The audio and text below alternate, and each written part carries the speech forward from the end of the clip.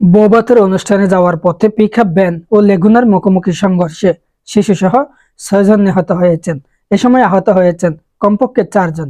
স্থানীয়রা জানান, শিশুসহ 10 জন লেগুনায় করে বৌভাতের অনুষ্ঠানে যাচ্ছিলেন। অন্যদিক থেকে একটি পিকআপ ভ্যান গরু কিনে যাচ্ছিলেন। দুপুর 1টার দিকে দুটি গাড়ি পল্লী বিদ্যুৎ সমিতির কার্যালয়ের সামনে পৌঁছালে মুখোমুখি সংঘর্ষ হয়। এ সময় ঘটনাস্থলেই 3 জনের মৃত্যু হয় এবং আহত হয় কমপক্ষে 7 জন। সোমবার 18 মার্চ দুপুর 1টার দিকে সিলেট তমাবিল মহাসড়কে উপজেলার দরবস্ত পল্লী বিদ্যুৎ অফিসের সামনে এ দুর্ঘটনা ঘটে।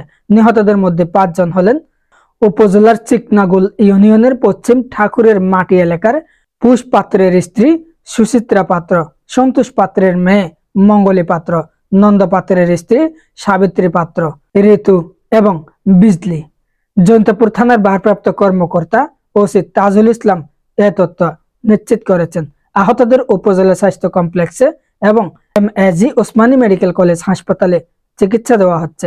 এদিকে সড়ক দুর্ঘটনার পর স্থানীয়রা সিলেট তমাবিল মহাসড়ক অবরোধ করে রাখলে যানবাহন চলাচল বন্ধ হয়ে যায়। পরে প্রশাসনের আশ্বাসে অবরোধ প্রত্যাহার করা হয়।